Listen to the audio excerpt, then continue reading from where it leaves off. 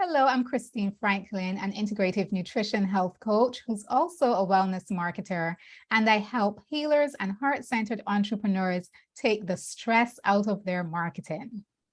My name is Silvana Siskov. I'm a health coach and nutritionist, and I help people to lose weight, improve their health, and live their best life. So today we are going to talk about, we're going to give you tips for better sleep because sleep is so important. Yes, Yeah, tremendously important. yeah. So do you want to start with number one? What would be your number one tip for better sleep? Well, I'll start with during the day. So Okay. from the morning time or at some point during the day, it's important to start thinking about what will help us to end the day in a way that will give us the best quality rest.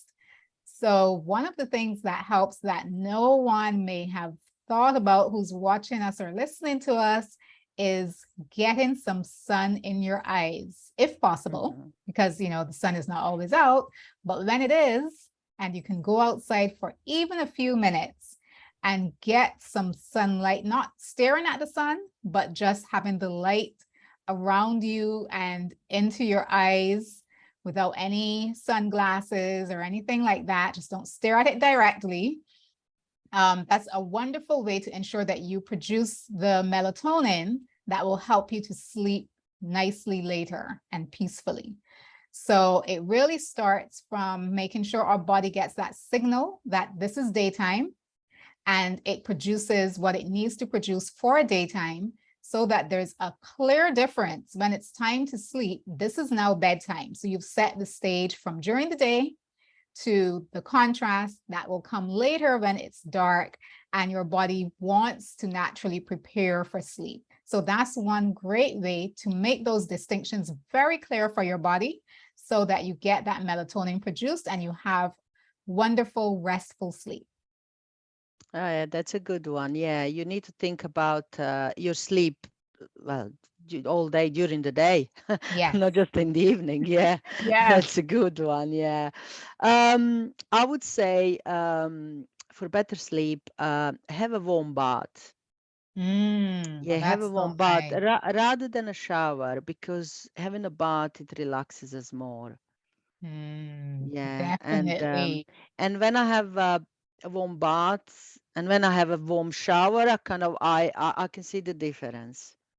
Yeah, Mhm. having a bath relaxes me more, and I'm in the water for much longer because with the Mhm. shower, kind of we go in and out as quickly as we can.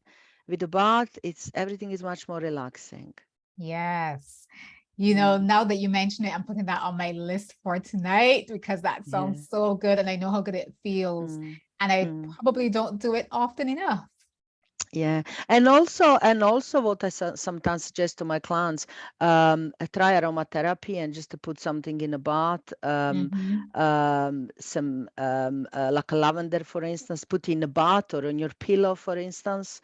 Yeah, that's quite good for Oh, just to yes. help you to sleep it better. Oh, yes. Completely agreed. Mm, Oh, love it. All mm, right.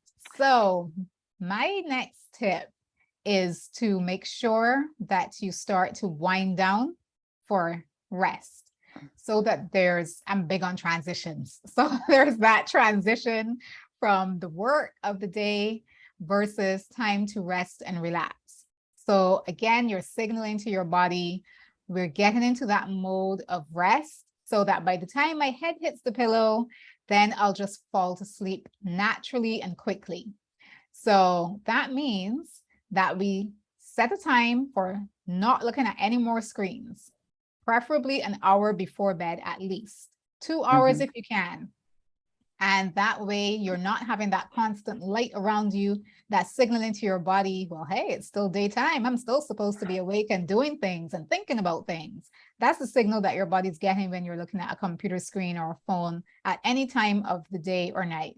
So you want to reduce that sensation and build up to the restful sensation that your body really wants at night. Mm. This is a good one. Next one, I would say a prepare to-do list for the following day. Not just 5 minutes before you go to bed, but like an hour or so before bedtime, because very often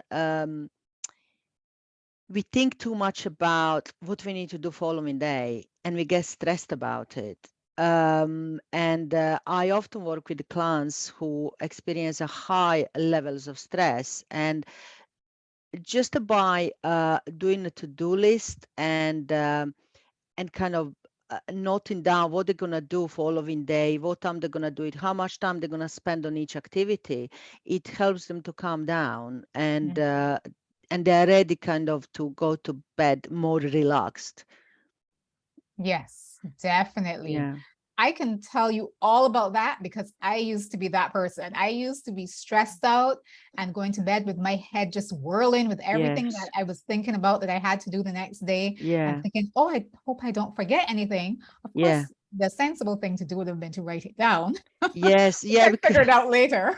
I started to do it some time ago, and I just write things down in my diary. Like I Mhm. don't know, in the morning, I need to, I don't know, make important phone calls. That's gonna take me, I don't know, from 9 till 11, let's say. And then after that, I'm going to do this. And after that, I'm going to Mhm. do that. So everything is kind of documented there nicely. And it takes the stress away because we all Yeah. have so many things to do. And if you're just thinking about, oh my God, what do I need to do? I need to do 15 different things tomorrow. I don't have a time for all that. It's just stress, stress, stress, and more stress. Yes. And it's like a Yeah. brain dump. So you get Yeah. it out of your head onto Yeah. paper or wherever you're putting it. And so Yes. it's not just going around and round in your mind. Because I can tell you, when you wake up from that constant going and going of your brain, you don't Mm. feel rested. You do not feel rested in the morning No. at all. No, no. So that's a good So, one. what's your next one? So the next one is to not take any devices into the bedroom. Mm-hmm. If you must have your phone in the bedroom, put it on airplane mode. But typically, I have a no device policy for our bedroom. And that's something I highly recommend Mm-hmm. because, again, you want to set the stage for this is the room where sleep is the priority, not being distracted and busy with anything else, which will keep your mind going since we were just talking about that.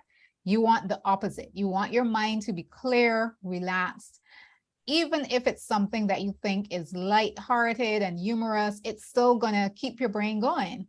So you do that earlier.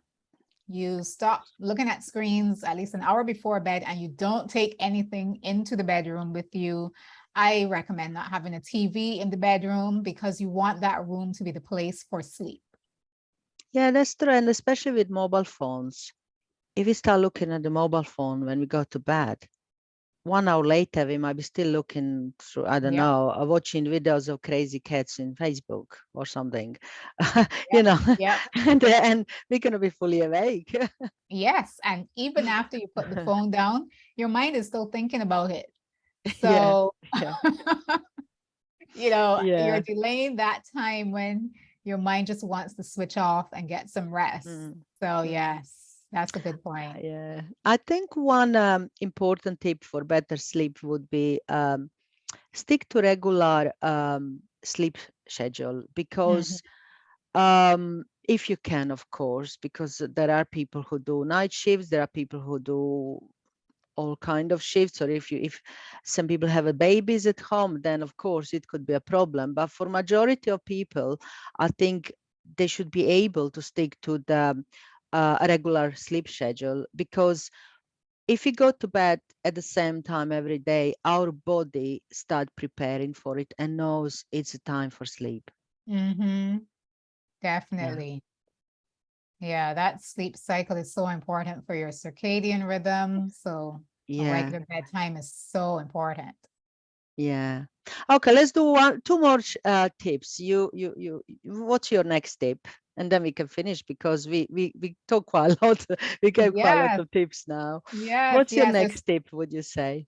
There's so much that could be said. Mm. So one quick one, simple, get your bedroom dark. Mm-hmm. Close the blinds, make sure your blinds are heavy enough to keep light out because again, you want to set the stage for rest and sleep and the distinction between daytime and nighttime. So having a completely dark bedroom, I mean, if you're going to read before bedtime, you have your little lamp, that's fine. But just generally, obviously, you're going to switch off the lamp when you're going to sleep. And at that point, the room should be dark. So that really helps your body to know this is the time for rest. Mm. That's a good one. And the next one, which is the last one, I would say avoid doing late evening workouts Mm, because the body needs time to recover. And I do understand that some people who work 9 to 5, by the time they get home and want to spend a little time with the families, they might think that the only time they can do some workout and maybe go to the gym, do the class is like 8 or 9 o'clock in the evening. mhm, And by the time they get home and have a shower, could easily be 11 o'clock. mhm.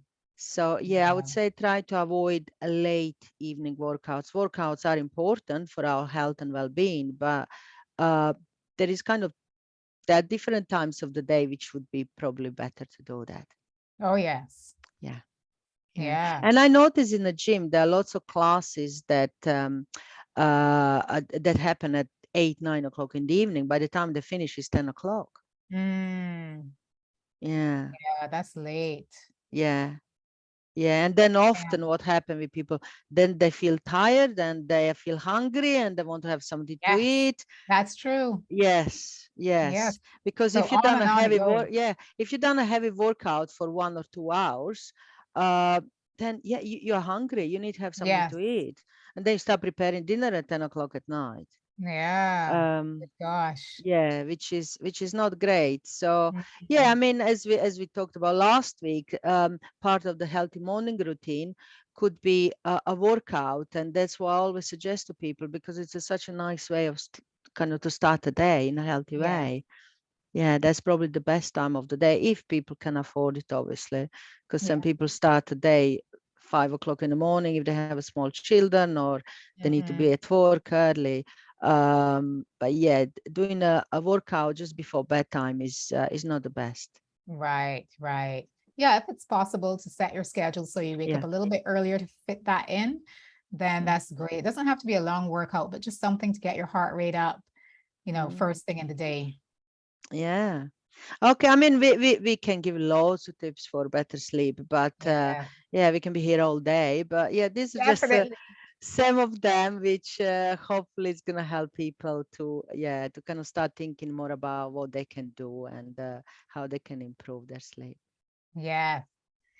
So what Yeah. are we talking about next? Well, next week we're going to give people 10 tips for better health. Mm-hmm. Love it. Yeah. All Yeah. right. It's a good one. See I'll you see you next then. week.